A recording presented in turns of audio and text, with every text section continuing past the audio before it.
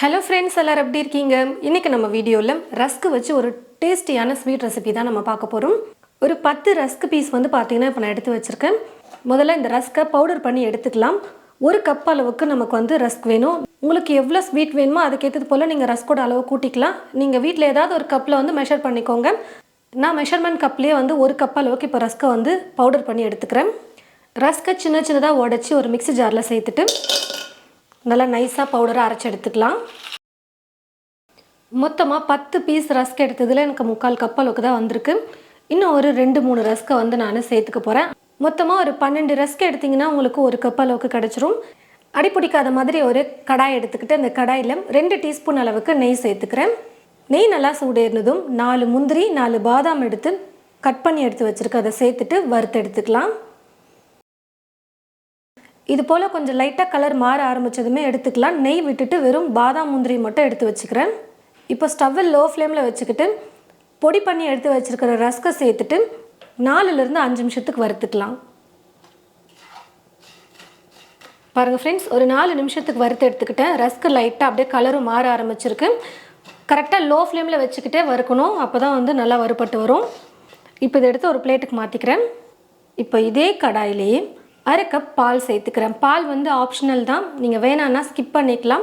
பாலுக்கு பதிலாக நீங்கள் 2.5 கப் அளவுக்கு தண்ணியே மொத்தமாக நீங்கள் சேர்த்துக்கலாம். இப்போ நான் 1/2 கப் பாலும் 2 கப் தண்ணியும் சேர்த்துக்க போகிறேன்.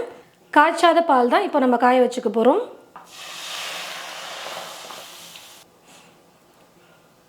பால் வந்து காஞ்சி இந்த மாதிரி கொதிக்க ஆரம்பிச்சதும் ஒரு 2 நிமிஷத்துலேயே பால் கொதிக்க ஆரம்பிச்சிடும் இது போல். இப்போ இது கூட தண்ணி சேர்த்துக்கலாம். ரொம்ப கம்மியாக சேர்த்துருக்கிறதுனால 2 நிமிஷத்துலேயே பால் வந்து இது போல் பொங்கி வரும்போது தண்ணி சேர்த்துடுறேன். பாலோட தண்ணி சேர்த்ததுக்கு அப்புறமா இது போல் நல்லா கொதிக்க ஆரம்பிச்சதும் சர்க்கரை சேர்த்துக்கலாம்.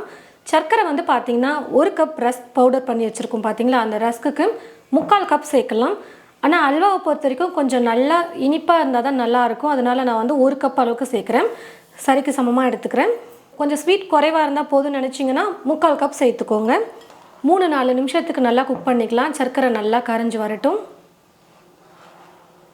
சர்க்கரை சேர்த்து நல்லா இப்போ கரைஞ்சி வந்துருச்சு. 3-4 நிமிஷத்துக்கு வந்து நல்லா குக் பண்ணி எடுத்துக்கிட்டேன். இப்போ இது கூட எடுத்து வச்சுருக்கிற ரஸ்கை சேர்த்துட்டு நம்ம வந்து மிக்ஸ் பண்ணிக்கலாம். ஸ்டவ்வை லோ ஃப்ளேமில் வச்சுக்கிட்டு கொஞ்சம் கொஞ்சமாக சேர்த்து அப்படியே உருண்டை கட்டாத மாதிரி நம்ம வந்து கலந்து கொடுத்துக்கலாம். இதுக்கப்புறம் ஸ்டவ்வை லோ ஃப்ளேமில் வச்சுக்கிட்டே நம்ம வந்து குக் பண்ணிக்கலாம். நல்லா மிக்ஸ் பண்ணி கொடுத்தாச்சு. மொத்தமாக இந்த ரெசிபி செய்யறதுக்கு ஒரு 1/4 கப் அளவுக்கு நெய் எடுத்து வச்சுக்கோங்க. அல்வாவை பொறுத்த வரைக்கும் நெய் கொஞ்சம் அதிகமாக சேர்த்து பண்ணால் தான் நல்லாயிருக்கும், டேஸ்ட்டாக இருக்கும். அப்பப்போ ஒவ்வொரு ஸ்பூனாக சேர்த்து வந்து குக் பண்ணிக்கிறேன். அப்பப்போ ஒவ்வொரு ஸ்பூன் நெய் சேர்த்து நான் வந்து பார்த்திங்கன்னா நல்லா வந்து குக் பண்ணிக்கிட்டே இருக்கேன். கொஞ்சம் ஓரளவுக்கு நல்லா கொஞ்சம் திரண்டு வருது பாருங்கள். இன்னும் ஒரு 5 நிமிஷம் நம்ம குக் பண்ணோம்னா நல்லா அல்வா வந்து சூப்பராக திரண்டு வந்துடும். இப்போ இது கூட ஏலக்காய் தூள் வந்து கொஞ்சம் சேர்த்துக்கிறேன். சர்க்கரையோடு சேர்த்து அரைச்சி வச்சுருக்கேன், அதனால தான் கொஞ்சம் வெள்ளையாக இருக்குது. நெய் 1 ஸ்பூன் சேர்த்துக்கிறேன். வறுத்து வச்சுருக்கிற முந்திரி பாதாம் வந்து சேர்த்துக்கிறேன். எல்லாத்தையும் சேர்த்து நல்லா மிக்ஸ் பண்ணி விட்டுக்கலாம். பாருங்கள் ஃப்ரெண்ட்ஸ், எல்லாத்தையும் சேர்த்து நல்லா வந்து குக் பண்ணி எடுத்துக்கிட்டேன். நல்லா இந்த மாதிரி ஒட்டாமல் அப்படியே திரண்டு வரணும். இதுதான் கரெக்டான பதம். நல்லா இந்த மாதிரி நல்லா கெட்டியாக வந்துருச்சு பாருங்கள். அப்படி இல்லைன்னா நீங்கள் கொஞ்சம் லைட்டாக எடுத்து பார்த்தீங்கன்னா உங்களுக்கு தெரியும். நல்லா அப்படி கையில் ஒட்டாமல் நல்லா உருட்ட முடியுது பாருங்கள். அல்வா வந்து பர்ஃபெக்டான கன்சிஸ்டன்சியில் வந்திருக்கு. நெய்யும் சைடில் வந்து அப்படியே வெளியில் வர ஆரம்பிக்குது. இதுதான் கரெக்டான பதம். இப்போ நான் ஸ்டவ் ஆஃப் பண்ணிக்கிறேன். ரொம்ப சூப்பராக அல்வா வந்து ரெடி பண்ணியாச்சு. பர்ஃபெக்ட் கன்சிஸ்டன்சியில் வந்து பார்த்திங்கன்னா ரொம்ப சூப்பராக வந்துருக்கு ரஸ்க் அல்வா. சாப்பிடவே அவ்வளோ நல்லாயிருக்கும். அந்த பாதாம் முந்திரியோடு சேர்த்து அல்வா சாப்பிட ரொம்ப நல்லாயிருக்கும். வாயில் வச்சதுமே அப்படியே கரையக்கூடிய அளவுக்கு ரொம்ப சூப்பராக வந்து பர்ஃபெக்டாக வந்திருக்கு அல்வா. நீங்களும் இது போல் உங்களுடைய வீட்டில் ரஸ்க் வாங்கினீங்க அப்படின்னா ட்ரை பண்ணி பாருங்கள். பிரெட் அல்வா ட்ரை பண்ணணும்னு நினச்சிங்கன்னா நம்ம சேனலில் வீடியோ அப்லோட் பண்ணியிருக்கோம். அந்த வீடியோட லிங்க்கே நான் உங்களுக்கு டிஸ்கிரிப்ஷன் பாக்ஸில் கொடுக்குறேன். மறக்காமல் பிரெட் அல்வாவும் ட்ரை பண்ணி பாருங்கள். ரஸ்க் வச்சு இது போலே நீங்கள் அல்வா வந்து செஞ்சு பாருங்கள்.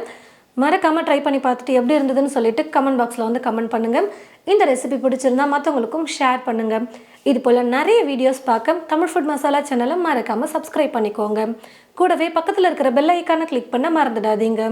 தேங்க்யூ.